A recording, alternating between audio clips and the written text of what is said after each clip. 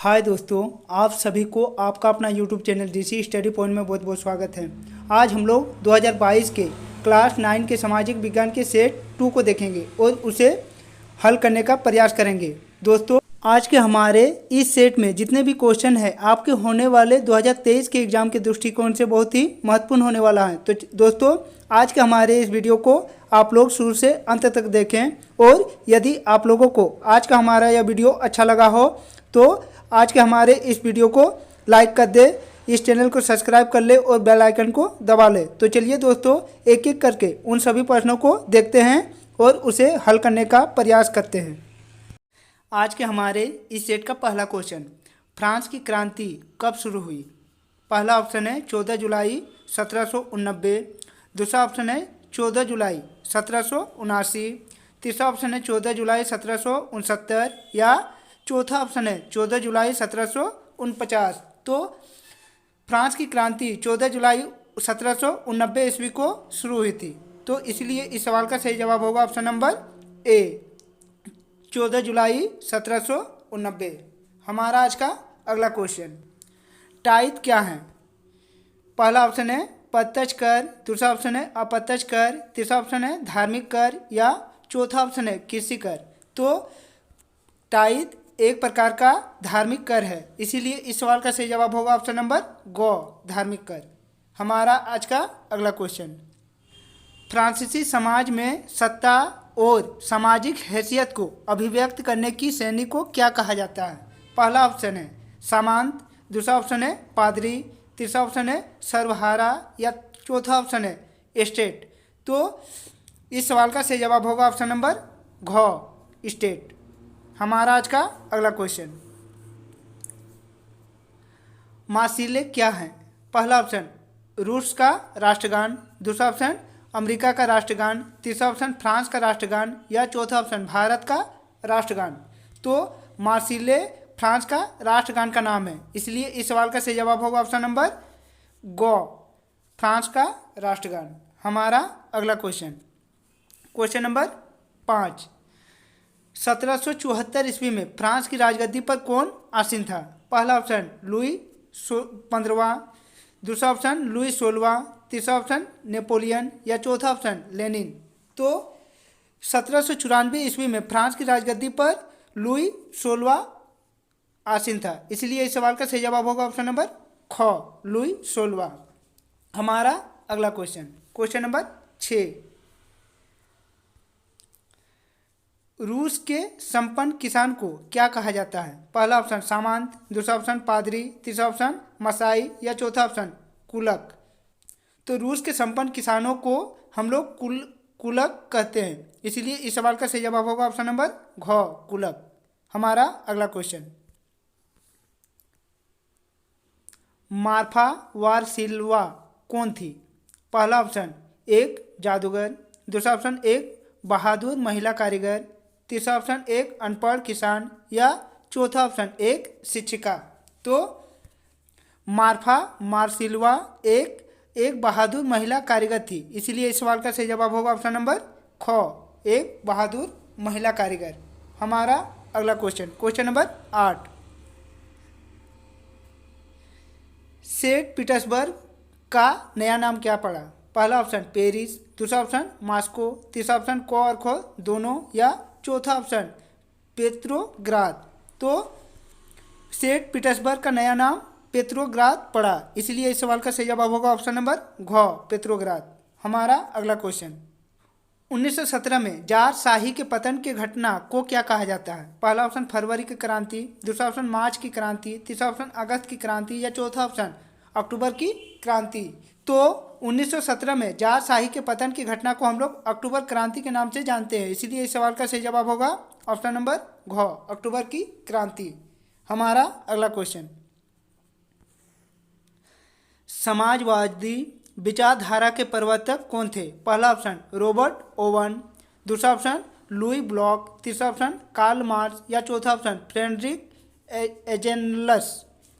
तो इस सवाल का सही जवाब होगा ऑप्शन नंबर को, रॉबर्ट ओवन। हमारा अगला क्वेश्चन, भारत के कुल भूभाग का क्षेत्रफल कितना है? पहला ऑप्शन 38.2 लाख वर्ग किलोमीटर, दूसरा ऑप्शन 32.8 लाख वर्ग किलोमीटर, तीसरा ऑप्शन 328 लाख वर्ग किलोमीटर या चौथा ऑप्शन 30.28 लाख वर्ग किलोमीटर। तो भारत के कुल भूभाग का क्षेत्रफल 32.8 लाख वर्ग किलोमीटर है। इसीलिए इस सवाल का सही जवाब होगा ऑप्शन नंबर ख, 32.8 लाख वर्ग किलोमीटर। हमारा अगला क्वेश्चन, भारत का सबसे पूर्वी देशांतर कौन सा है? पहला ऑप्शन 97.25 मिनट पूर्व, दूसरा ऑप्शन 77.6 मिनट पूर्व, तीसरा ऑप्शन 68.7 मिनट पूर्व या चौथा ऑप्शन 82.30 मिनट पूर्व। तो इस सवाल का सही जवाब होगा ऑप्शन नंबर को, 97.25 मिनट पूर्व। हमारा अगला क्वेश्चन, नेपाल देश की सीमा किस राज्य से नहीं लगती है? पहला ऑप्शन उत्तराखंड, दूसरा ऑप्शन उत्तर प्रदेश, तीसरा ऑप्शन बिहार, चौथा ऑप्शन झारखंड। तो नेपाल इन राज्यों में से झारखंड से नहीं छूती हैं, इसीलिए इस सवाल का सही जवाब होगा ऑप्शन नंबर घ, झारखंड। हमारा अगला क्वेश्चन, भारत को भौगोलिक आकृति के दृष्टिकोण से कितने भागों में विभाजित किया जाता है? पहला ऑप्शन 4, दूसरा ऑप्शन 5, तीसरा ऑप्शन 6 या चौथा ऑप्शन 7। तो भारत को भौगोलिक आकृति के दृष्टिकोण से 6 भागों में विभाजित किया जाता है, इसीलिए इस सवाल का सही जवाब होगा ऑप्शन नंबर गो, 6। हमारा अगला क्वेश्चन, क्वेश्चन नंबर 15, हिमालय में स्थित भारत की सबसे ऊंची चोटी कौन सी है? पहला ऑप्शन माउंट एवरेस्ट, दूसरा ऑप्शन कंचनजंगा, तीसरा ऑप्शन मकालू या चौथा ऑप्शन धौलागिरी। तो हिमालय में स्थित भारत की सबसे ऊंची चोटी कंचनजंगा है, इसीलिए इस सवाल का सही जवाब होगा ऑप्शन नंबर ख, कंचनजंगा। आज का हमारा अगला क्वेश्चन, पूर्वांचल श्रृंखला का कौन सा भाग नहीं है? पहला नागा पर्वत, दूसरा मिजो पर्वत, तीसरा पटकोर पर्वत या चौथा शिवालिक पर्वत। तो पूर्वांचल श्रृंखला में शिवालिक पर्वत नहीं है, इसीलिए इस सवाल का सही जवाब होगा ऑप्शन नंबर घ, शिवालिक पर्वत। हमारा अगला क्वेश्चन, एक स्थलीय भाग जो चारों ओर से समुद्र से घिरी होती है कहलाती हैं? पहला तट, दूसरा द्वीप, तीसरा प्रायद्वीप या चौथा इनमें से कोई नहीं। तो जो स्थलीय भाग चारों ओर से समुद्र से घिरी होती है उन्हें द्वीप कहते हैं, इसीलिए इस सवाल का सही जवाब होगा ऑप्शन नंबर ख, द्वीप। हमारा आज का अगला क्वेश्चन, गंगा मैदान में वेदिका जैसी आकृति किस भाग से प्रदर्शित होती है?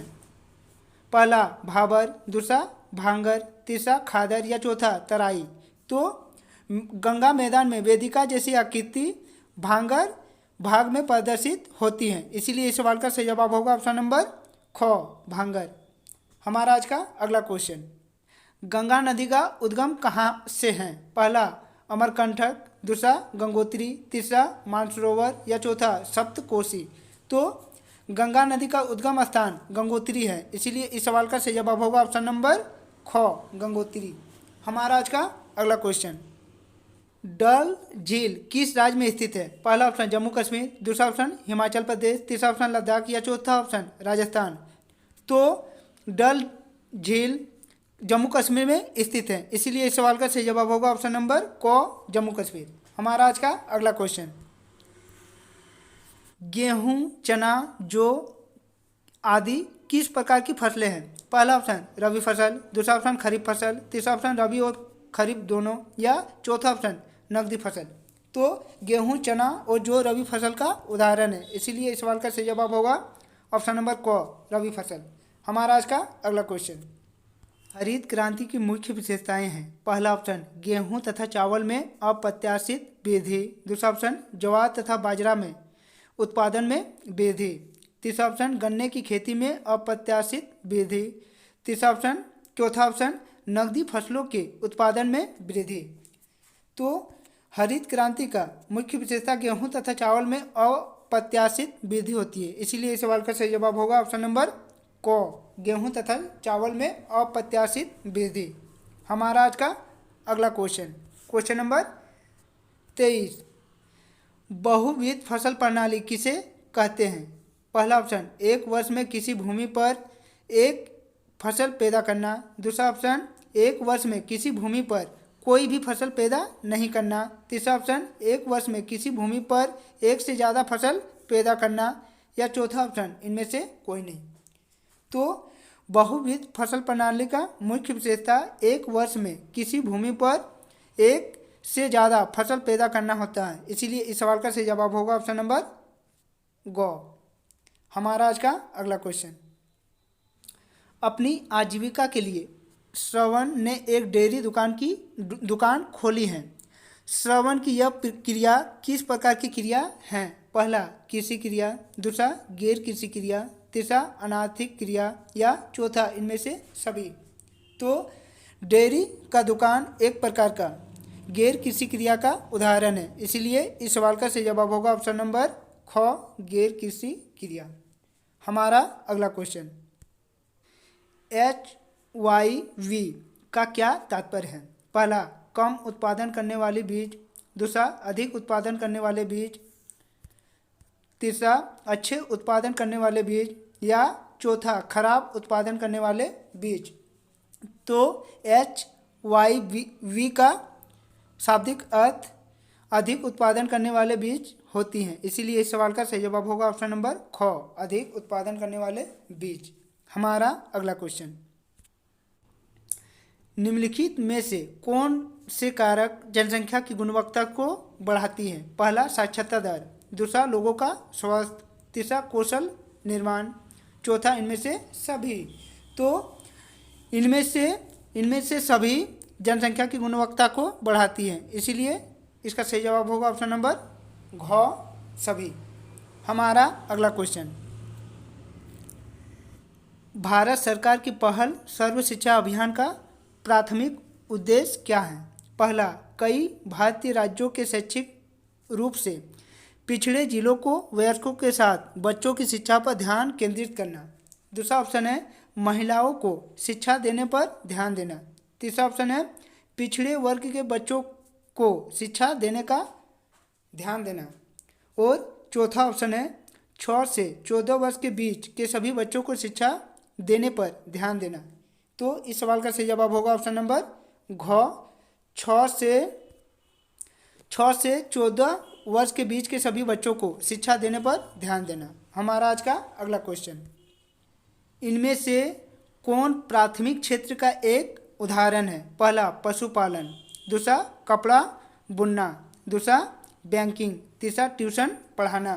तो इनमें से प्राथमिक क्षेत्र का उदाहरण पशुपालन है, इसलिए इस सवाल का सही जवाब होगा ऑप्शन नंबर क, पशुपालन।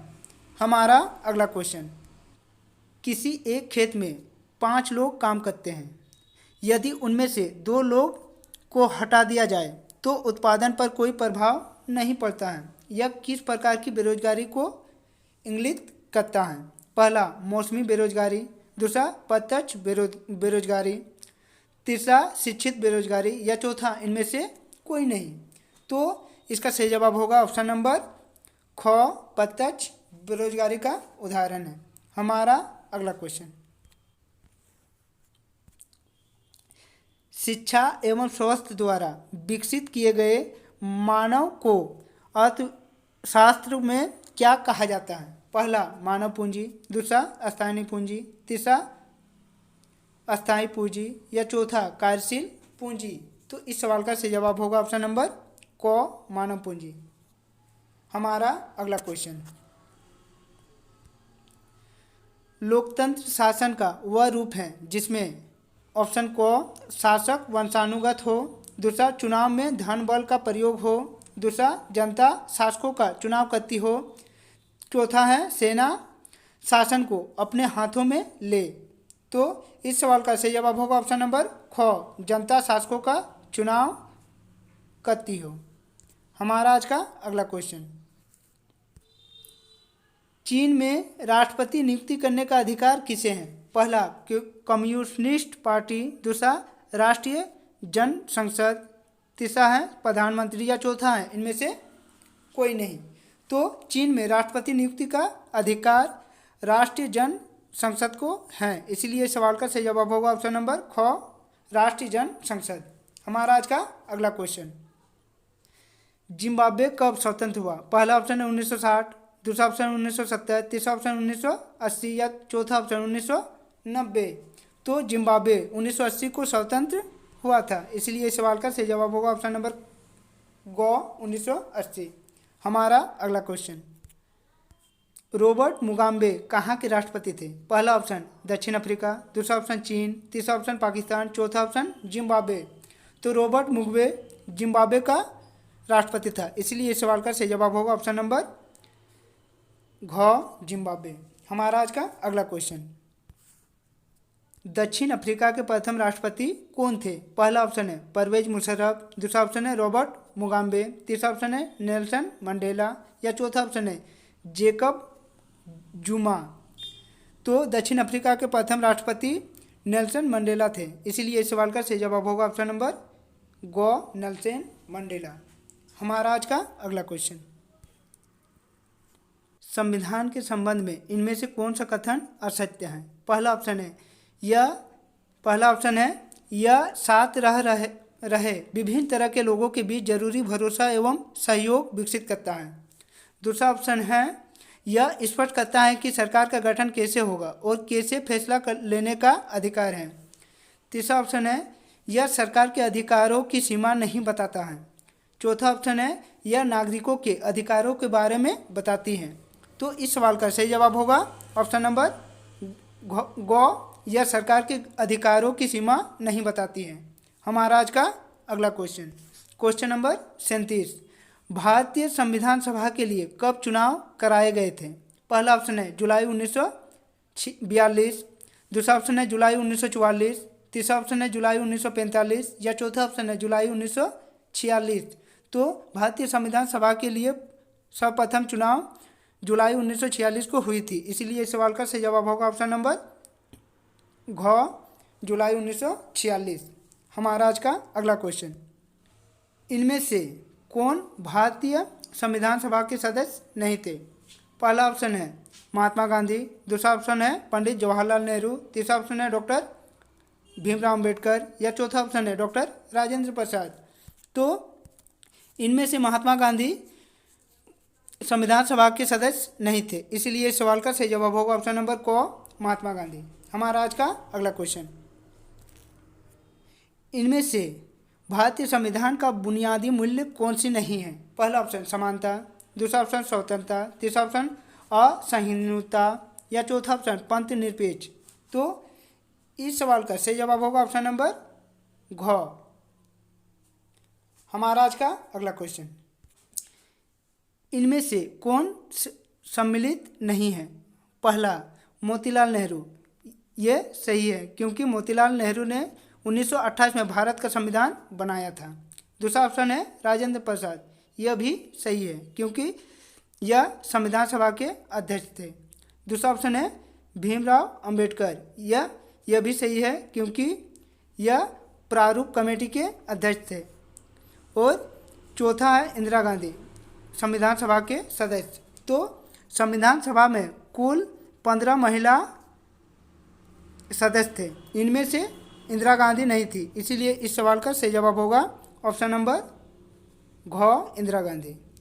तो दोस्तों, यदि आप लोगों को आज का हमारा यह वीडियो अच्छा लगा हो तो हमारे इस वीडियो को लाइक कर लें, इस चैनल को सब्सक्राइब कर लें और बेल आइकन को दबा लें ताकि हमारे इस चैनल में जब भी कोई नया वीडियो अपलोड हो आप तक नोटिफिकेशन सबसे पहले पहुंचे।